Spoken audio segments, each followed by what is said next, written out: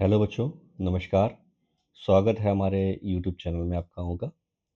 और आज हम लोग पीसीएस के लिए सबसे महत्वपूर्ण टॉपिक है आपका भारतीय राज्य व्यवस्था एवं शासन। उसके बारे में आज हम लोग पढ़ेंगे, जिसमें हम लोग उसके पीवाईक्यूज और कुछ थ्योरीज के बारे में पढ़ते हुए आगे बढ़ेंगे। तो शुरू करते हैं। भारत का संवैधानिक विकास। आज हम अपने जो भारतीय संविधान को जो देख रहे हैं, उसका विकास कैसे हुआ उसके बारे में पढ़ेंगे। तो भारतीय संविधान का विकास जो है ईस्ट दो तरीके से, ईस्ट इंडिया कंपनी के शासन और ब्रिटिश ताज के शासनाधीन पारित अधिनियम। तो ईस्ट इंडिया कंपनी की जो शासन है, तो जो पारित है ब्रिटिश संसदीय अधिनियम, जो कि 1773 से 1853 के मध्य माना जाता है। उसके बाद आता है 1858 से 1947 तक का अधिनियम। तो कुछ छोटे छोटे नोट्स हैं घटना चक्र के, उनको हम लोग पढ़ लें और फिर अपने एमसीक्यूज यानी कि पीवाईक्यू पर आते हैं। तो ब्रिटिश संसद के 1773 के रेगुलेटिंग एक्ट के द्वारा बंगाल के गवर्नर को बंगाल का गवर्नर जनरल पद नाम दिया गया। बहुत ही इंपॉर्टेंट है एग्जाम के पॉइंट ऑफ व्यू से। कौन से एक्ट के थ्रू दिया गया? तो 1773 के रेगुलेटिंग एक्ट के माध्यम से बंगाल का गवर्नर जनरल पद नाम दिया गया एवं उसकी सहायता के लिए एक 4 सदस्यीय कार्यकारी परिषद का गठन किया गया। यहाँ तो दो चीजें हो गई, आपको समझ में आ रहा है? एक तो नाम हो गया, दूसरा 4 सदस्यीय कार्यकारी परिषद का गठन हो गया, जिनका कार्यकाल 5 वर्ष रखा गया। इस एक्ट के अनुसार वॉरेन हेस्टिंग्स बंगाल का प्रथम गवर्नर जनरल बना तथा फ्रांसिस क्लेवरिंग, मानसन और बॉरवेल काउंसिल के सदस्य नियुक्त हुए। यानी कि आपका जो वॉरेन हेस्टिंग्स है, वो तो गवर्नर जनरल बन गया, और जो 4 सदस्यीय कार्यकारी परिषद का गठन किया गया, उनमें हो गए हमारे फ्रांसिस क्लेवरिंग, मॉनसन और बॉरवेल, जो कि काउंसिल के सदस्य नियुक्त हुए। सब परिषद गवर्नर जनरल को बंगाल में फोर्ट विलियम की प्रेसिडेंसी की सैनिक एवं असैनिक शासन का अधिकार दिया गया। इसे प्रमुख मामलों जैसे कि विदेश नीति में मद्रास और मुंबई की प्रेसिडेंसियों का अधीक्षण भी करना था। इसी एक्ट यानी कि कौन सा एक्ट जो हम पढ़ रहे हैं अभी? 1773। इसी एक्ट के तहत कलकत्ता में 1774 में एक उच्चतम न्यायालय यानी कि सुप्रीम कोर्ट की स्थापना की गई। बहुत ही इंपॉर्टेंट क्वेश्चन बनता है इससे। ये आपको हर एग्जाम में मिलेगा, यूपीएसआई, यूपी कांस्टेबल, लेखपाल और पीसीएस। आप पीसीएस के जितने भी एग्जाम देख लो, आप यूके पीसीएस देख लो, बीपीएससी देख लो, आपको कई सारे एग्जाम में ये वाला जो फैक्ट है देखने को मिलेगा ही मिलेगा। तो इसको एकदम आप कंठस्थ कर लीजिए, मेमोरी में फीड कर लीजिए कि सुप्रीम कोर्ट की स्थापना किस एक्ट के तहत की गई थी? 1773 एक्ट के माध्यम से 1774 ईस्वी में, जिसमें एक मुख्य न्यायाधीश और 3 अन्य न्यायाधीश थे। कंपनी के कर्मचारियों को निजी व्यापार करने तथा भारतीयों से उपहार लेने से प्रतिबंध किया गया। इसी एक्ट के माध्यम से जो भारतीय भारतीयों से उपहार लेने में प्रतिबंध लगाया गया। फिर उसके बाद आता है अगला एक्ट, जिसको हम लोग बोलते हैं पिट्स इंडिया एक्ट। ये हमारा एक्ट 2 हो गया। एक्ट 1 हो गया 1773, एक्ट 2 हो गया 1784। कंपनी के राजनीतिक और व्यापारिक कार्यों का पृथक्करण किया गया। इस एक्ट में निदेशक मंडल को कंपनी के व्यापारिक मंडल के अधीक्षण की अनुमति दी गई, परंतु राजनीतिक मामलों के प्रबंधन के लिए नियंत्रण बोर्ड ऑफ कंट्रोल का गठन किया गया। 1786 के अधिनियम के द्वारा ये अगला एक्ट शुरू हो गया। पिट्स इंडिया एक्ट बहुत छोटा सा एक्ट है, जिसमें एक वेरी इंपॉर्टेंट फैक्ट है, नियंत्रण बोर्ड यानी कि बोर्ड ऑफ कंट्रोल का गठन किया गया। अगला आता है 1786 अधिनियम के तहत गवर्नर जनरल को विशेष परिस्थितियों में अपनी परिषद के निर्णय को निरस्त करने अथवा लागू करने का अधिकार प्रदान किया गया। गवर्नर जनरल को प्रधान सेनापति की शक्तियां भी प्रदान की गईं। आगे क्या कह रहा है? यह दोनों अधिकार सर्वप्रथम किसको दिए गए? लॉर्ड कॉर्नवालिस को। अगला जो हमारा आया है वो 1793 के चार्टर एक्ट के अंतर्गत कंपनी के अधिकारों को 20 वर्ष के लिए बढ़ा दिया गया। जो अधिकार दिए गए थे उनको फिर 20 वर्ष के लिए बढ़ा दिया गया। तो 20 वर्ष का अगर प्रश्न आता है तो उसको हम क्या ऑप्शन देंगे? 1793। अगला जो हमारा एक्ट है वो 1813 के चार्टर एक्ट द्वारा है। पहली बार भारतीयों की शिक्षा पर प्रतिवर्ष 1 लाख रुपए खर्च करने का उपबंध किया गया। यानी कि पहली बार जब से ब्रिटिश लोग हमारे इंडिया में अपना जो व्यवस्था शुरू किए थे उसमें पहली बार 1 लाख रुपए प्रति खर्च करने का उपबंध यानी कि व्यवस्था की गई। कंपनी के भारतीय व्यापार के एक अधिकार को समाप्त कर दिया गया। यद्यपि चीन के साथ तथा चाय के व्यापार पर उसका अधिकार बना रहा।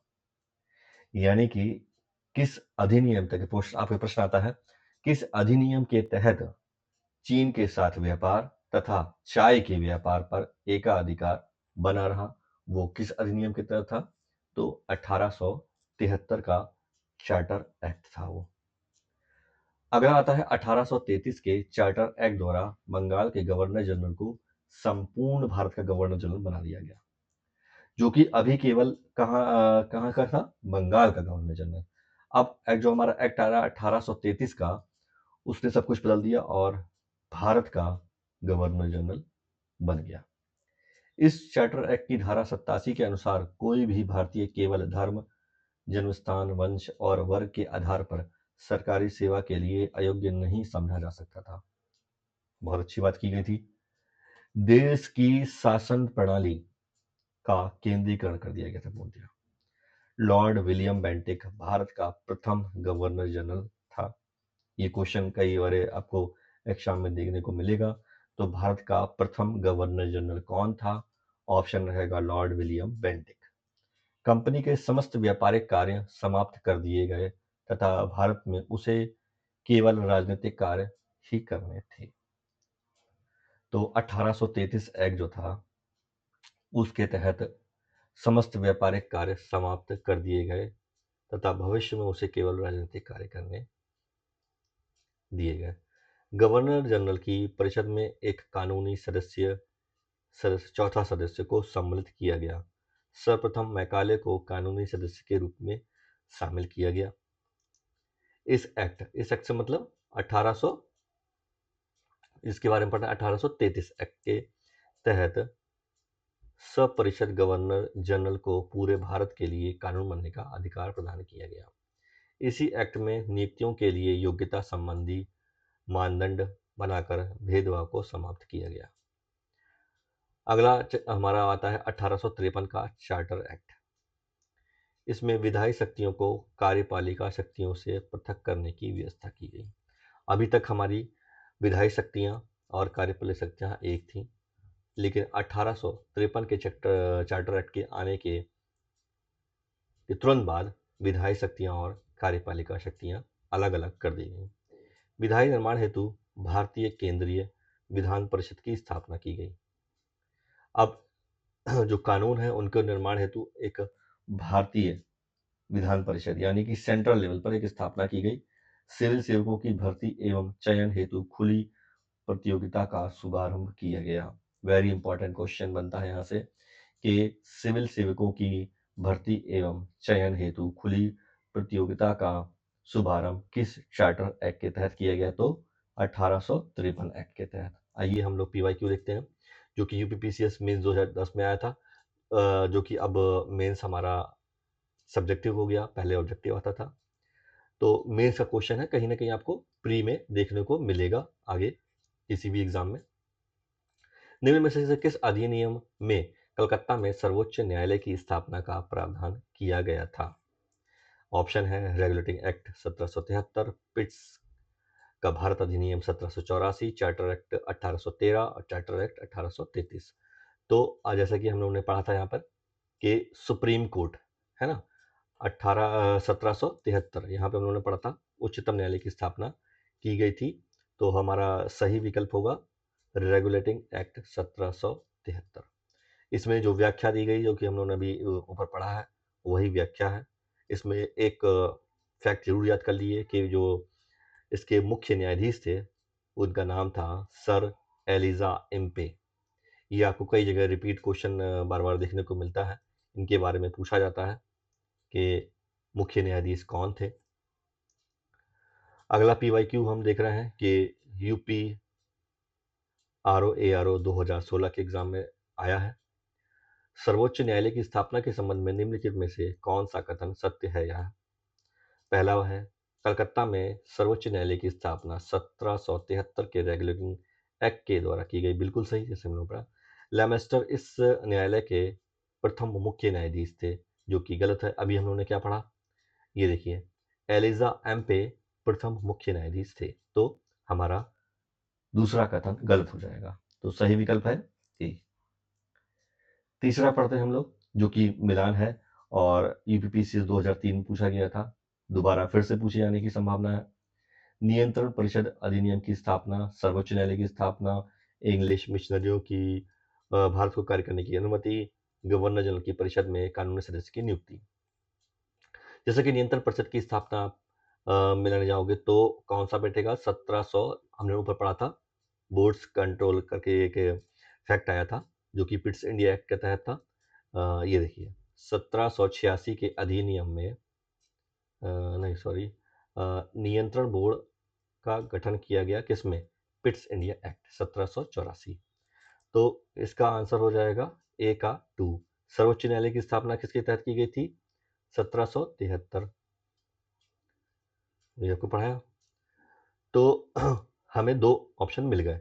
तो अब हमें देखना है कि ए का 2, बी का 1, जो कि हमारे पास एक ही विकल्प है, तो इसका आंसर हो जाएगा हमारा बी। आगे भी देख लेते हैं। इंग्लिश मिशनरियों की को भारत में कार्य करने की अनुमति मिली 1873 में। गवर्नर जनरल की परिषद में कानूनी सदस्य की नियुक्ति हुई 1833 में। ये इसकी व्याख्या है, जो कि हम लोगों ने अभी ऊपर पढ़ी है। और अगला हम लोग PYQ देखते हैं, जो कि यूपीएससी के IAS के एग्जाम में पूछा गया था 2018 में। और प्रश्न था, निम्नलिखित में से किन से भारत में अंग्रेजी शिक्षा की नींव पड़ी? 1813 का charter act, general committee of public instruction, प्राच्य विद्य आंग्ल विद्य विवाद। तो इसका सही आंसर है 1, 2, 3। आइए इसका व्याख्या पढ़ लेते हैं अच्छी तरीके से, ताकि इससे संबंधित कोई भी प्रश्न आए तो हम उसको ठीक कर सकें। ईस्ट इंडिया कंपनी ने ओरिएंटल शिक्षा की प्रचलित प्रणाली को हतोत्साहित किया और पश्चिमी शिक्षा और अंग्रेजी भाषा को बढ़ावा दिया। 1813 के चार्टर अधिनियम में भारत में शिक्षा के प्रसार के लिए प्रतिवर्ष 1 लाख रुपए खर्चे करने प्रावधान को अपनाया गया, जो कि हमने ऊपर पढ़ा था। 1823 में general committee of public instruction का गठन किया गया, जिसकी जिम्मेदारी शिक्षा के लिए 1 लाख रुपए देने की थी। समिति ने 10 यूरोपीय सदस्य शामिल थे। इसके अध्यक्ष लॉर्ड मैकाले थे। इसके बाद governor general lord William Cavendish Bentinck के शासनकाल में, इनका शासनकाल 28 से 35 तक चला था। और 7 मार्च 1835 को लॉर्ड मैकाले के प्रस्ताव को स्वीकृत कर भारत में अंग्रेजी को उच्च शिक्षा का माध्यम मान लिया गया। भारत में आंग्ल शिक्षा के समर्थकों के नेता ट्रेवेलियन थे, जबकि HT प्रिंसेप प्राच्य यानी कि ओरिएंटलिस्ट शिक्षा के समर्थकों के नेतृत्व करता थे। तो जो आंग्ल यानी कि एंग्लिस्टिक जो एजुकेशन थी, उसके समर्थकों में नेता जो थे वो ट्रिविलियन थे। और यहाँ पर हमारा दिया भी है कि ऑप्शन में कि 2 लोग थे, एक तो प्राच्य शिक्षा के पर जोर दे रहे थे और एक आंग्ल शिक्षा पर। और ये हमारा फैक्ट था। अगला प्रश्न आता है, किस अधिनियम के द्वारा ब्रिटिश संसद ने चाय और चीन के व्यापार को, यानी कि चाय और चीन, यहाँ पे चीनी लोग पढ़ लेते हैं, जो कि गलत है। चाय और चीन यानी कि चीन जो हमारा देश है, चीन देश, उसके साथ व्यापार करने की बात चल रही है और व्यापार को छोड़कर ईस्ट इंडिया कंपनी के शासन के साथ व्यापारिक एकाधिकार को समाप्त कर दिया गया था। तो 1813 के चार्टर अधिनियम में ब्रिटिश सांसद ने चाय और चीन के साथ व्यापार को छोड़कर ईस्ट इंडिया कंपनी के भारत के साथ व्यापारिक अधिकार को समाप्त कर दिया था, जबकि 1833 के चार्टर अधिनियम द्वारा कंपनी के समस्त व्यापारिक कार्य समाप्त कर दिए गए और भविष्य में कंपनी को केवल राजनीतिक कार्य ही करने दिए गए थे। तो 1813 का चार्टर अधिनियम था, केवल उसमें ही चाय और चीन के साथ व्यापार करने को छोड़कर बाकी समाप्त कर दिया गया था। वहीं जब 1833 का जब चार्टर अधिनियम आया तो कंपनी ने समस्त व्यापारिक कार्य समाप्त कर दिए, कंपनी को केवल राजनीतिक कार्य ही करने थे। इस पर सहमति बनी। अगला क्वेश्चन आया फिर यूपीएससी के एग्जाम में ही 2019 में कि चार्टर एक्ट 1813 के संबंध में है। निम्नलिखित कथनों पर विचार कीजिए। पहला कथन है, इसने भारत में ईस्ट इंडिया कंपनी के व्यापार एकाधिपत्य को, चाय का व्यापार तथा चीन के साथ व्यापार को छोड़कर समाप्त कर दिया। इसने कंपनी द्वारा अधिकार में लिए गए भारतीय राज्यों क्षेत्रों पर ब्रिटिश क्राउन की संप्रभुता को सुदृढ़ कर दिया। भारत का राजस्व अब ब्रिटिश संसद के नियंत्रण में आ गया। पहला और दूसरा सही है, तीसरा क्यों गलत है? तो आइए व्याख्या में पढ़ते हैं। Charter act 1813 British India company का व्यापारिक एकाधिकार चीन और चाय के व्यापार पर एकाधिकार बना रहा, बाकी चीज समाप्त कर दी गई। साथ ही इस एक्ट के माध्यम से कंपनी द्वारा अधिकृत भारतीय राज्य क्षेत्रों पर ब्रिटिश क्राउन की संप्रभुता को सुदृढ़ भी किया गया। इस एक्ट से हालांकि कंपनी को आगे 20 वर्षों के लिए इन क्षेत्रों का अधिकार और राजस्व सौंपा गया, यद्यपि यह ब्रिटिश क्राउन की संप्रभुता के प्रतिकूल नहीं होना था। इस प्रकार कथन 1 और 2 सही है, परंतु कथन 3 सही नहीं है, क्योंकि भारत का राजस्व 1858 के अधिनियम द्वारा ब्रिटिश संसद के सीधे नियंत्रण में गया था। किस अधिनियम के द्वारा? 1858 के, जब ब्रिटिश कैबिनेट मंत्री के अधीन सेक्रेटरी ऑफ स्टेट का पद बना तथा विशेषकर राजस्व प्रशासन में उसकी सहायता के लिए काउंसिल ऑफ इंडिया का गठन किया गया। अगला क्वेश्चन है यूपीपीसीएस 2012 में पूछा गया है प्री के एग्जाम में। किस अधिनियम ने भारतीयों को अपने देश के प्रशासन में कुछ हिस्सा लेना संभव बनाया? तो ऑप्शन है हमारे पास charter act 1833, 1853, government of India act 1858 और 1861। चार्टर एक्ट 1833 की धाराओं में सबसे महत्वपूर्ण धारा संख्या 87 थी। इसमें कहा गया था किसी भी भारतीय अथवा क्राउन की देशज प्रजा को अपने धर्म, जन्मस्थान, वंशानुक्रम, वर्ण अथवा उनमें से किसी एक का कारणवश कंपनी के अधीन पद अथवा सेवा के अयोग्य नहीं माना जा सकेगा। कालांतर में राजनीतिक आंदोलन में 1833 एक्ट की यह धारा प्रशासन में भागीदारी हेतु मुख्य आधार भी बनी। और अगला टॉपिक है हमारा सेकंड टॉपिक, ब्रिटिश ताज के शासनाधीन पारित अधिनियम, जो कि हम लोग कुछ देर में पढ़ेंगे इसके बारे में। एक छोटा सा ब्रेक लेते हैं।